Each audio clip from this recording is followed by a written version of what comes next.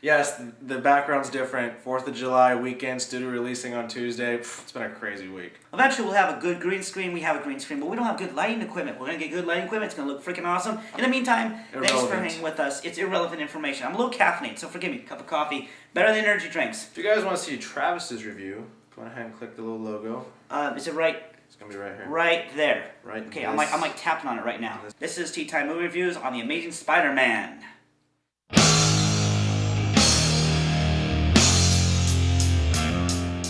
We get a reboot of the Spider-Man franchise. Then when they were going to do 4, the studios were going to screw it up because they were going to put villains that didn't exist. Raimi said, I'm out.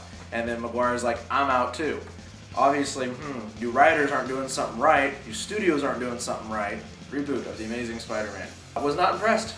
Sorry, you guys can hate me. A lot of people probably wondering what I thought. I sat like this through the whole movie. The only thing I liked about it, I felt every character was good. For being a reboot, I felt every character was good. They were, pretty good to the comic. I hated the new costume, but it started to grow on me, and it worked. But This guy's a Spider-Man fan, so don't be like, oh, you're not even a Spider-Man fan. Yeah, no, you asked this guy. I got like plethora of comics and stuff. It's like his second favorite movie, the 2002 version. Best one. I am not saying that The Amazing Spider-Man is better or worse than the original Spider-Man. It's different. That's all I'm going to say. There are things I liked that I thought were better in The Amazing Spider-Man than the original, and there are things in the original that I thought were better than in The Amazing Spider-Man. Music, for one. Well, yes, the music was more distinguished in the original Spider-Man. Danny Elfman composed the original Spider-Man music, and James Horner composed the one for The Amazing Spider-Man. The acting was fantastic. Andrew Garfield really did very well. This is a darker film, so it's not as kiddie. It really wasn't that much darker. A little bit. Not really. No. I almost felt like this didn't have enough action. Also, got that right. It seemed more like a story-based rather than action-based. Although the visual effects could have been better. Well, could have been better. The smoke elements, you cannot bash the visual effects. Yes, hold on. Time out. Just because the smoke is bad doesn't mean you can bash everything. About smoke on everything. That smoke looked fake. That smoke is It did, but I'm not gonna bash. They're like, why can't they get the smoke to even look real? I even watched it again today, and I was like, okay, it's green smoke. It should look pretty real, and I was like, that just looks like garbage. Yes, but you're bashing the whole all the visual effects based on that one. It wasn't even that visually stunning. I thought it was. It really wasn't. A lot of other people have told me the CG could have been better because we've seen better. Have you not seen Transformers? Yes, but that leads me to another thing. There you go. The lizard.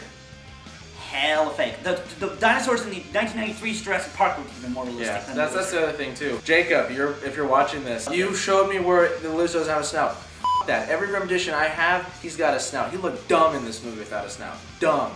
I didn't like it. It just irritated the crap out of me watching it. Your arms like hitting mine. You want to just hold hands? No, I don't want to hold hands. I want to hold hands. If I swung the other way. Yeah, but you don't. I don't. If I was a vegetarian. But you're not. There you go. Out of 4 stars, I'm going to give this a solid 3 out of 4. Not 2.9, not 3.1.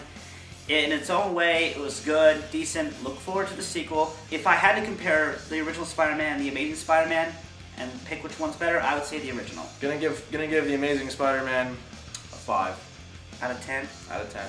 So you gave it an F. Failed. Okay, as a movie, as a cinematic adventure, it's fun. You'll enjoy it. You'll watch it. You might really think it's like incredibly awesome. Again, just for me, because I know a lot of the backstory of Spider-Man. I know how a lot of stuff go. I wasn't seeing that. It was like you were trying to be new, but you just didn't do it. And I don't know what the hell is wrong with you guys. It's a reboot. And sequels have been known to either amp everything up or go way down. In Spider-Man 2 was a good example of it going way, way up. Blue was phenomenal. Yeah, he said. But best example of a terrible sequel, Speed 2, Cruise Control. Did you guys know they're making a Speed 3? Glacier of Doom. Watch out for it. It's coming to theaters in nowhere near anytime soon. If you guys want to come with us to a movie when we're actually right on track and studios are kicking them out on Fridays, go on ahead and comment us, Facebook us, leave us a message, get in contact, person, whatever, and we will see you next week. At the movies. At the movies.